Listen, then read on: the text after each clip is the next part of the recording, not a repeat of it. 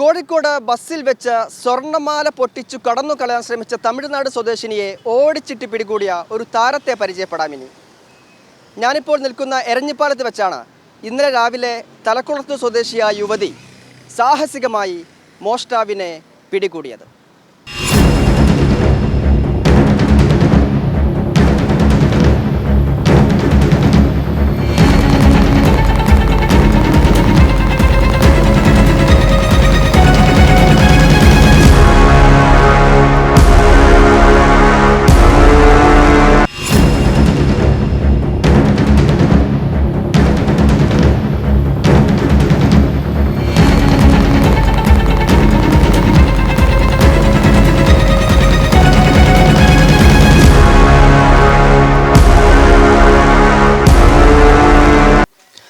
ഈ ദൃശ്യത്തിൽ പിന്നിലോടുന്ന യുവതിയാണ് കഥയിലെ താരം. ബസ്സിൽ സ്വർണ്ണമാല പൊട്ടിച്ച് കടന്നു കളയാൻ ശ്രമിച്ച തമിഴ്നാട് സ്വദേശിയെ ഓടിച്ചിട്ട് പിടിച്ച മിഥു ശ്രീജിത്ത്. ഇപ്പോൾ മീഡിയ വണിനൊപ്പം ചേരുകയാണ്. ആദ്യം അഭിനന്ദനങ്ങൾ. എന്താണ് ഇന്നലെ ഉണ്ടായത്? അത് ഞാൻ ജോലിക്ക് പോകുന്നുണ്ട് എരഞ്ഞിപ്പാലം. അപ്പോൾ ഞങ്ങൾ ബസ്സിൽ ഒരുപാട് ആളുണ്ട്, ബസ്സിൽ തിരക്കുമുണ്ട്. അന്നേരം ബസ് ഇറങ്ങി, എരഞ്ഞിപ്പാലം ഇറങ്ങി, ഞങ്ങൾ കുറച്ച് പേര് ഇറങ്ങിയിരിക്കുന്നത്. അപ്പോൾ ഒരു ചേച്ചി ലാസ്റ്റ് ഇറങ്ങുമ്പോൾ ചേച്ചി പറഞ്ഞു, അയ്യോ എൻ്റെ മാല കാണുന്നില്ല, ഇത്രയും നേരം ഉണ്ടായിരുന്ന മാല ഇപ്പോൾ കാണാണ്ടായതാണ്. അതിപ്പോൾ അവിടുന്ന് കടച്ചു. ഞങ്ങളെല്ലാവരും പറഞ്ഞു, ചേച്ചി നിങ്ങളൊന്ന് തിരഞ്ഞു നോക്കി, അവിടെ എവിടെ ഉണ്ടാവും എന്ന് പറഞ്ഞു. ഇല്ല, ഞാൻ നോക്കി, ചേച്ചി പുറത്താണുള്ളത്. അപ്പോൾ കണ്ടക്ടർ പറഞ്ഞു, നിങ്ങളൊന്ന് ഉള്ളോട്ട് കയറി നോക്കി ഒന്നും കൂടി എന്ന് പറഞ്ഞു. അപ്പോൾ ചേച്ചി കയറി. അപ്പോൾ ചേച്ചീന് വയ്യൊക്കെ എന്നുണ്ട്, ഈ തമിഴത്തി ഓടിക്കയറി തമിഴത്തി എന്ത് ചെയ്ത് അവിടെ നിന്ന് ഇങ്ങനെ നോക്കിയും കേട്ട് ചെയിന് നിലത്തേക്ക് ഇട്ടപ്പോൾ ആ ചേച്ചി പറഞ്ഞു, അയ്യോ എൻ്റെ ചെയിന് കിട്ടിയതാണ്. അപ്പോൾ നോക്കുമ്പോൾ 2 ചെയിനുണ്ട്, ഒരു ഗ്യാരണ്ടി ചെയിനും ഉണ്ട്, ഒരു സ്വർണ്ണത്തിൻ്റെ ചെയിനും ഉണ്ട്. അപ്പോൾ സംഭവം ഒരു കുളത്ത് ഇങ്ങനെ ഊരിയിട്ടെടുത്തതാണ് ചെയിന്. അപ്പോൾ ഇവർ എല്ലാവരും ഇങ്ങനെ ശ്രദ്ധിക്കുമ്പോൾ ഈ അണ്ണാച്ചി പെണ്ണുങ്ങൾ പുറത്തേക്ക് ഇറങ്ങി വന്നിട്ട് ഓടാനുള്ള ഞങ്ങളൊക്കെ അടുത്തേക്ക് ചെല്ലുന്നതനുസരിച്ച് തട്ടി ഒഴിവാക്കുക. അങ്ങനെ കുറേ ആളറിഞ്ഞ് പോലീസിനെ വിളിക്കുക. അപ്പോൾ പോലീസുകാരെ വിളിക്കുമ്പോഴത്തേക്ക് ഇവർ എല്ലാവരും തട്ടി ഒഴിവാക്കി ഓടുക, റോഡ് ക്രോസ് ചെയ്ത്. അപ്പം ഞാൻ എന്ത് ചെയ്ത് ഓരോ കൂടെ തന്നെ ഞാനും ക്രോസ് ചെയ്ത്. ഇത് അപ്പോൾ ഈ ആൾക്കൂട്ടത്ത് നിൽക്കുകയായിരുന്നു അല്ലേ? ബസ് ഇറങ്ങി അവിടെ നിൽക്കുകയായിരുന്നു.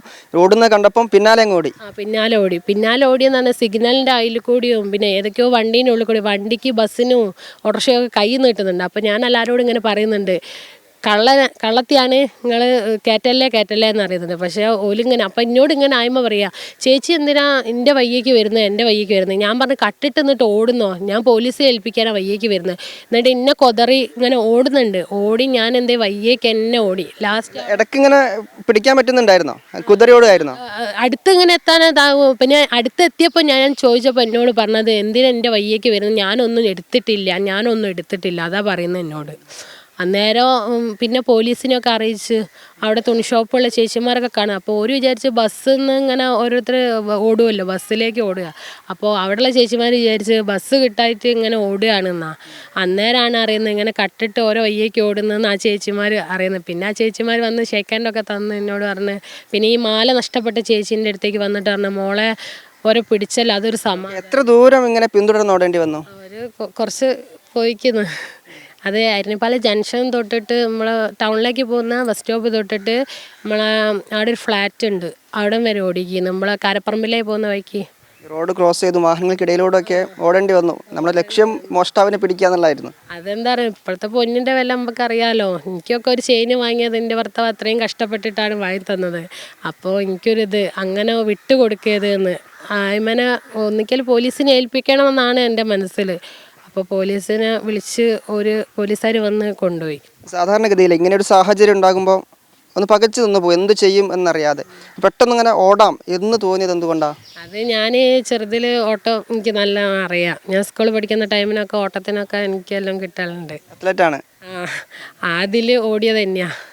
ഓടാൻ അറിയുന്നതിനോണ്ട് പിന്നെ എനിക്കൊരു ലക്ഷ്യമുണ്ട്, അതിനെ പിടിക്കണം തന്നെ ഒരു വാശി.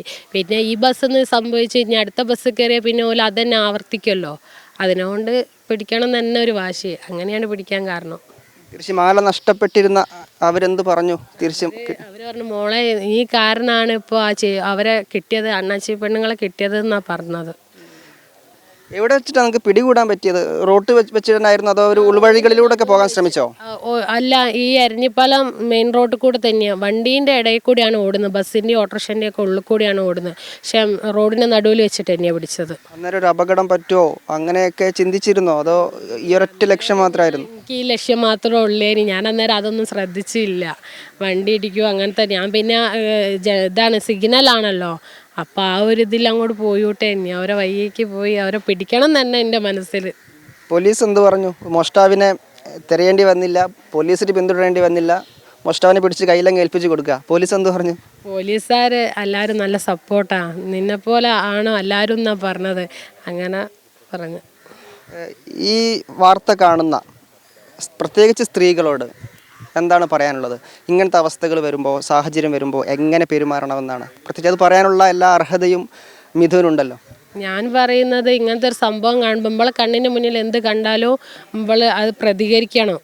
അതിന് നമ്മൾ മുന്നോട്ട് വെക്കണം. അത് പിന്നെ നമ്മൾ അയ്യോ അത് അങ്ങനെ വരും കേസോ അങ്ങനെ ഒരു ചിലർക്ക് അതാണ് മനസ്സിൽ, ഇതിപ്പോൾ കേസായിൻ്റെ അതിൻ്റെ വയ്യേക്ക് നടക്കണം എന്നുള്ളൊക്കെ ഒരു. പക്ഷെ നമ്മൾ പ്രതികരിച്ചാലുള്ളൂ നമുക്ക് അതൊരു ഇത് വരിക. എനിക്കിപ്പോൾ അത് എൻ്റെ കണ്ണിന് മുന്നിൽ അത് അനുഭവം ഉണ്ടായി, അതിനോട് ഞാൻ പ്രതികരിച്ചു. ഇങ്ങനെയുള്ള സാഹചര്യങ്ങൾ വരുമ്പോൾ പ്രതികരിക്കണം, പകച്ചു നിൽക്കരുത് എന്നാണ് മിഥു പറയുന്നത്. ഈ കേട്ടിടത്തോളം നമുക്ക് മനസ്സിലാക്കും സിനിമാ സ്റ്റൈലിലാണ് മിഥു ഈ മോഷ്ടാവിനെ പിന്തുടർന്നതും പിന്നീട് പിടികൂടിയതും. ഏതായാലും ഒരിക്കൽ കൂടി അഭിനന്ദനങ്ങൾ അറിയിക്കുകയാണ്.